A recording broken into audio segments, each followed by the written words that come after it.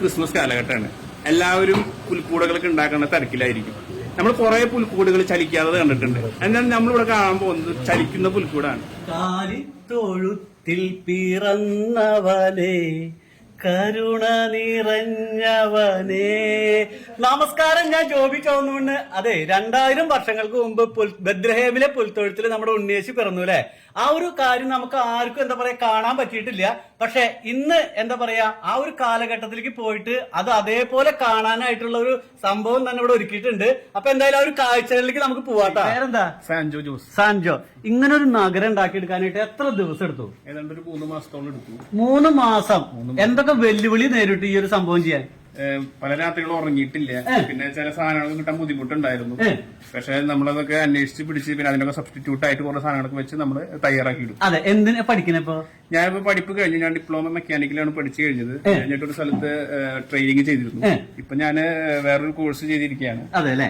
എന്റെ ഒരു കാര്യം ചെയ്യാം, നമ്മളൊക്കെ ഞാനടക്കമുള്ള എല്ലാരും എന്താ പറയാ ഞെട്ടാൻ പോവാണ്. നമ്മളൊക്കെ വേണ്ട, അത് ഞാൻ പറയണില്ല. എന്തൊരു കാര്യം ചെയ്യാം, നമുക്ക് ആ കാഴ്ചകളിലേക്കാണ് പോയാലോ. അത്യുന്നതങ്ങളിൽ ദൈവത്തിന് മഹത്വം, ഭൂമിയിൽ ദൈവകൃപ ലഭിച്ചവർക്ക് സമാധാനം. ഇതാ മാലാക അതിനെ ചിറകൊക്കെ ആട്ടി ഇങ്ങനെ നിൽക്കിട്ടല്ലോ. അതെ, ആദ്യം തിരുക്കുടുംബത്തിലേക്ക് പോവാം. തിരുകുടുംബത്തിൽ നിന്ന് തുടങ്ങാലേ? അതെ. വിവരിച്ചെന്തായിരിക്കും? അതെ, ഇതേ മാതാവ് ഉണ്ണീനെ കുമ്പിടുന്നു, ഔസപിതാവ് ഇതേ ഉണ്ണീനെ ആട്ടുന്നു. അതേ, ഒരു വിളക്കൊക്കെ ഉണ്ട്. ഇനി നമുക്ക് പോകാനുള്ളത് പൂജരാജാക്കന്മാരിലായ മീറ കൊണ്ടുവന്ന രാജാവിനെയാണ്. ഇതാണ് മീറ. ആ രാജാവ് കുമ്പിട്ട് വണങ്ങുകയാണ്. അതെ അല്ലെ, ഇതൊരാളോട് എത്തിച്ചു നോക്കണ്ടല്ലോ. അതെ, അന്നത്തെ ആ ജനങ്ങളെയാണ് നമ്മൾ സൂചിപ്പിച്ചിരിക്കുന്നത്. അവിടുത്തെ ഒരു കുട്ടി ജനല് തുറന്ന് നോക്കുന്നതാണ്. നോക്കാണ് എന്താണ് സംഭവിച്ചത്. ഒരാളോട് തലാട്ടിക്കൊണ്ടിരിക്കുന്നു. അതെ, അത് ഈ ഔസപിതാവും മാതാവും വന്ന കഴുതിയാണ് കാണുന്നത്. അതെ അല്ലെ. ഇനി എവിടേക്ക് പോവാ? അടുത്ത രാജാവ് സ്വർണം കൊണ്ടുവന്ന രാജാവാണ് കാണുന്നത്. കണ്ട നോക്കി തുറക്കുന്നുണ്ട്. എന്റെ പൊന്നെ, നോക്കി കണ്ടതാ ഇങ്ങനെ ആള് ഇങ്ങനെ. അടുത്തത് പോണത് എവിടേക്കാ? അടുത്ത രാജാവ് ധൂപം കുന്തിരിക്കം കൊണ്ടുവന്ന രാജാവാണ്.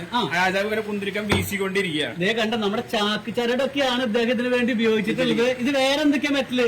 ഇത് അതിൽ ഉപയോഗിച്ചിരിക്കുന്ന അലുമിനിയം ഷീറ്റുകളും ഒക്കെയാണ് ഉപയോഗിച്ചിരിക്കുന്നത്. അടുത്ത എവിടേക്ക് പോവാ? അടുത്തത് നമുക്ക് അതിന്റെ അടുത്തത് ഒരാൾ അവിടെ വർക്ക് ചെയ്യുന്നവര്, അതായത് അന്നത്തെ കൊല്ലനാണ് അവിടെ കാണിച്ചിരിക്കുന്നത്. എന്റെ പൊന്നെ. പിന്നെ അവിടെ അടിക്കണു. ഇത് ചുറ്റിക വെച്ചിട്ടുണ്ട്. അതുപോലെ ചിരട്ടക്കന്നല് കത്തുന്നല്ലേ അത് കാണുന്നത്? അതിന്റെ ആ ഒരു പ്രവർത്തനം തന്നെ നോക്കി. ഇനി അടുത്തത് ഒരു തൊഴുത്താണ് അവിടെ. അന്നത്തെ കാലഘട്ടത്തില് കന്നുകാലികളെ മേക്കിലായിരുന്നു നിങ്ങളുടെ ആട്ടിടയന്മാര് നോക്കി. ആ തീ പോലും നോക്കി ആള് ഉണ്ടാക്കിയേക്കണം. നോക്കി ശരിക്കും കനല് കത്തുന്ന പോലെ അല്ലെ. ഇതാ അവിടെ നിന്ന് ഇങ്ങനെ അങ്ങോട്ട് പോയി കഴിഞ്ഞാൽ നമ്മള് ഒരു കഴുത പൊടിക്കുന്നതാണ് കാണുന്നത്. എവിടെ? അതെ, കണ്ട അന്നത്തെ കാലത്ത് കഴുതുകളാണ് അന്ന് ഈ ധാന്യങ്ങൾ പൊടിക്കാനായിട്ട് ഉപയോഗിച്ചിരുന്നത് അല്ലെ. അത് കറങ്ങുന്നു. അതൊക്കെ പറഞ്ഞിങ്ങനെ നിൽക്കുമ്പോ തന്നെ ദേ ഇങ്ങനെ കണ്ട ഇതിന്റെ ഒരു അവിടെ തൊഴുത്ത് ആടുങ്ങൾ മേയുന്നൊരു സംഭവം ഉണ്ട് അല്ലേ. അവിടെ മേയുന്നുണ്ട്. അവിടെ വെള്ളം കൊണ്ടുവരണോടാ, വെള്ളം. അയ്യോ നോക്കിയേ, പെരന്റെ വരവ് നോക്കിയേ. എന്റെ പൊന്നെ, വെള്ളം കുറച്ച് ബുദ്ധിമുട്ടായിരുന്നു. അകലേന്ന് കൊണ്ടുവരണം. പിന്നെ അതിന്റെ പിന്നാലെ ആട്ടിടയന്മാര് ആടുകളും വരുന്നുണ്ട്. നോക്കിയേ, കുടുംബടക്കം വരുന്നുണ്ട്. ദൈവമേ, നിങ്ങളെ സമ്മതിച്ചുവിട്ടെ. എനിക്ക് തോന്നുന്നു ലോകത്തിൽ ഇങ്ങനെ ഒരു കാഴ്ച ആദ്യമായിട്ടായിരിക്കും. അത് ഈ ക്രിസ്തുമസ് ദിവസത്തിലല്ലേ. എബി നോക്കിയടാ എങ്ങനെ ആ കവാടം കണ്ട. ആ കവാടത്തിന്റെ ഉള്ളിലേക്ക് ഇത് എങ്ങനെ കൊണ്ട് പോവാണ് കേട്ടാ. എന്റെ പൊന്നെ, ഫ്രൂട്ട്സ് വെക്കുന്നതാണ് കാണുന്നത്. ഇവിടെ കച്ചവടം ചെയ്യണ്ടല്ലോ. അപ്പൊ ആൾക്കാർ പോകുമ്പോ അവര് ആകർഷിക്കാൻ വേണ്ടിട്ടല്ലേ. സമ്മതിച്ചു. പിന്നെ ഒരു ചെറിയൊരു കിണർ, അതായത് അന്നത്തെ രീതിയിലുള്ള അന്ന് വെള്ളം വരാനായിട്ടുള്ള ഒരു ഗവൺമെന്റ് ചെയ്തത് അന്നത്തെ കാലഘട്ടം. അവിടെ നിന്ന് വന്ന അതേ കാഴ്ച നോക്ക്. ഇറച്ചി ചുടുന്നത് കേട്ടോ. അതേ നോക്കി ആ തീ കാണിച്ചേ കണ്ട. തൊട്ടിപ്പുറത്ത് വിറകാണ്. വിറക് നിങ്ങൾ എത്രത്തോളം ഇതിനെ എന്താ പറയാ നിരീക്ഷിച്ചിട്ട് അല്ലെങ്കിൽ നോക്കിയേ. അവിടെ നിന്ന് വന്ന ആ പട്ടണം പോലും അന്നത്തെ ഒരു കാലം. ഈ നിർമ്മിതിയൊക്കെ അന്ന് ബെത്ലഹേം നിർമ്മിതിയാണ്. ഈ ആർച്ചൊക്കെ അവിടത്തെയാണ്. അതെ അല്ലേ.